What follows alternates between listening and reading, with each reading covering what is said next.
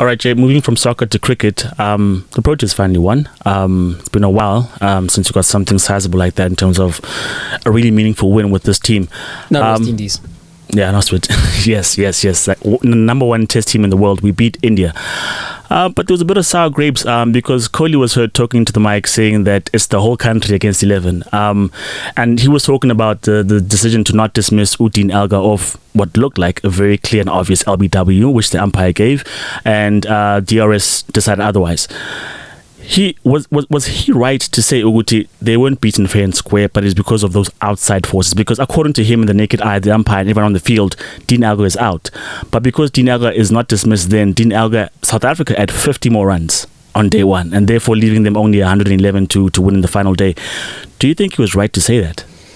Was that a fair assessment that we could have won had it been for such Virat Kohli went into retirement from being the skipper of India after this test match, after this series. Shout out to Keegan Peterson retiring, guys. I mean, that was sour grapes. That's what that was.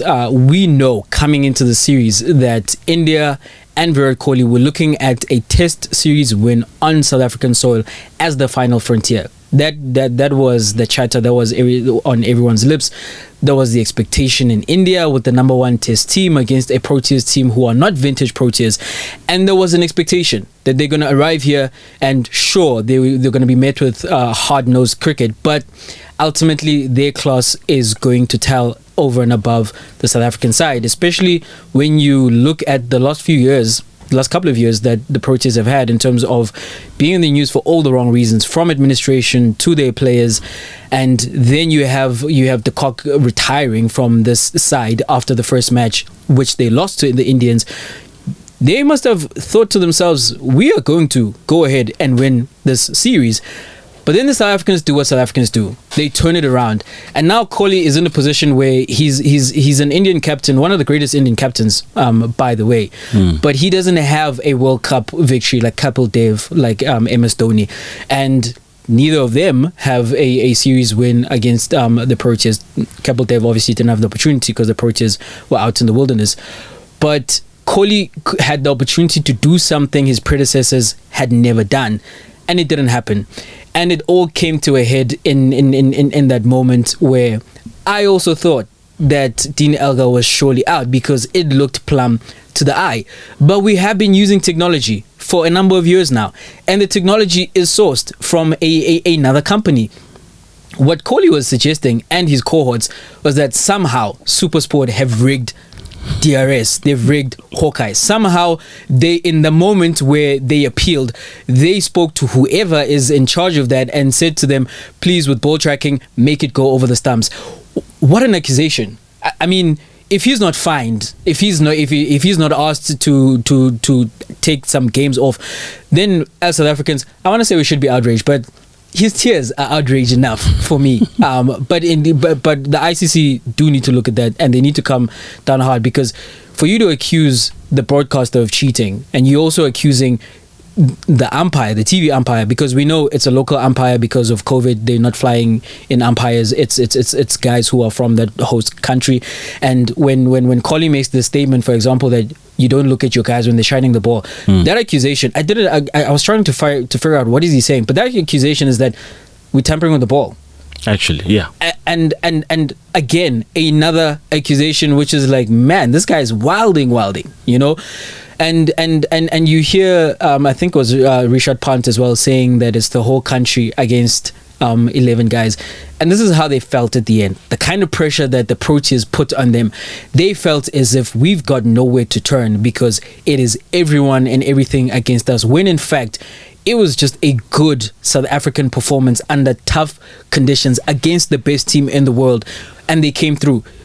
Chuck, you look at the leading run scorers, the top three, all South African batsmen. Leading wicket takers, top three South African bowlers. You have a Rabada who takes 20 wickets in a 3-match test series. You've got Jansen with his 19 wickets, I believe, in the 3-match series, and he's on debut. You know, so and you saw how he had that confrontation against Bumrah. The South Africans were not going to sit back. They were going to give as much as they were getting, and at the end, surprise, surprise, they win those last two tests convincingly. when you look at the scoreline. It was not it was not easy, to be sure, but they brought it over the line, and it was skill and it was temperament. Look, what he fails to mention is that they dropped Peterson when he was still in the infant stage of his innings, where he could have gone cheaply and they would have gone into the South African batting lineup. But because they dropped that catch, it slips. That was a missed opportunity. Smith emerged to be a star of the Test series. Janssen emerged on debut to be a star of the Test series. If they negate those factors and they can deal with batsmen with Janssen and Rabada, and they've got a game. But because they could not deal with the quicks, because they could not dismiss Keane Peterson when it matters, when Dean Elgar when it matters, because you got close to a century in one of the games. That's where you lost the Test match. In those key moments, there is no TRS that can rob you of a catch. If you catch it, you catch it. You know what I mean?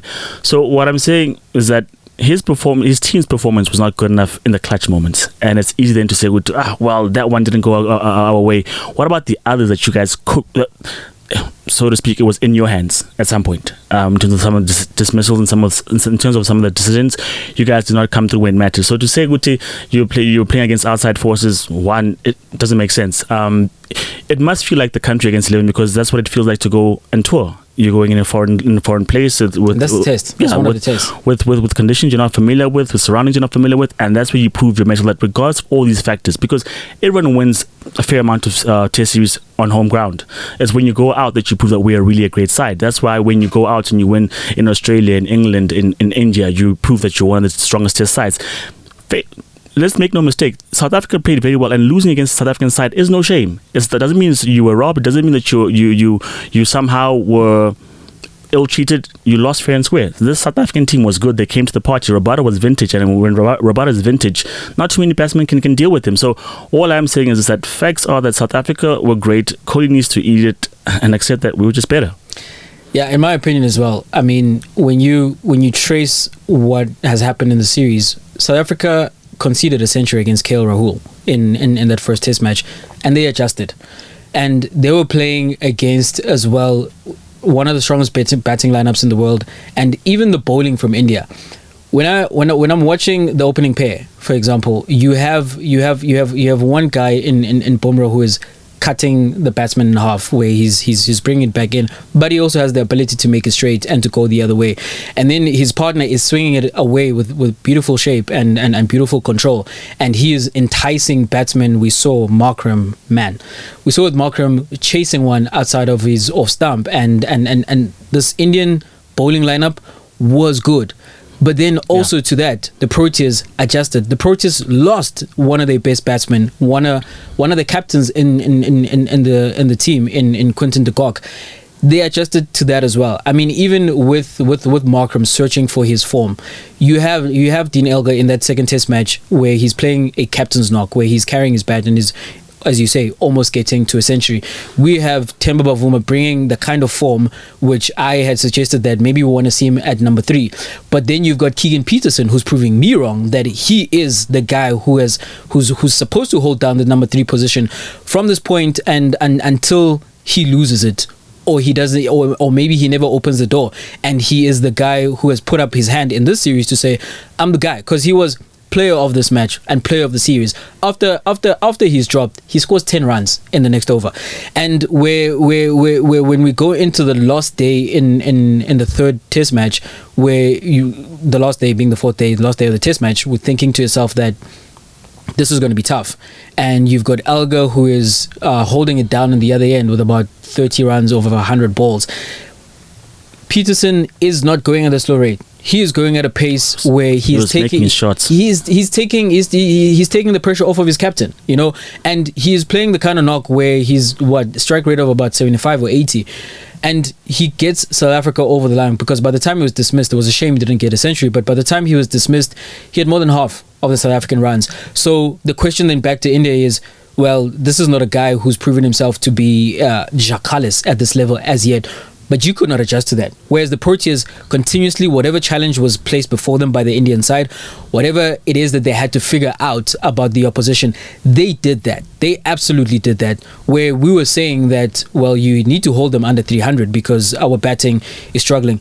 The bowling lineup does that. But then the batting lineup also then steps up and they score the runs that are needed to win the Test series. So, Yeah, those guys' feelings were hurt, and that is why they're speaking out of the side of their mouths. But ultimately, what happened is that the better team in this series, and who adjusted to the conditions all around better, is the one that won the series, and that was the Proteas. And I think I need to mention Mark Barcher, because he was describing the mentality of the batsman, that don't go defensive and don't let them dictate the play. If there's a bad ball to be had, go on the attack, go on the offensive. And I think that's what Peterson embodied, not Kevin. Peterson embodied in his stroke making, that if there was a bad ball out there, he smashed it for a boundary. And to a point, I mean, Shami and Bumrah were amazing. At some point, you wondered how the ball did not nick the edge of the bat. And in the same over, though, there was a 4 being driven off the back foot, off the front foot. There were shots being driven down the leg side. And that just showed they played the moments correctly. And when they had a chance to pounce, they did. And I think the mentality there was elite in terms of, one, adapting and bringing the fight to India. Because by the time you get to the last day, Jay, it's almost well and done in terms of the game is won. And then in the final day as well, they turned up a notch in terms of their scoring rate. So I do believe that we definitely made sure that we did what was necessary, and we fought back quite well.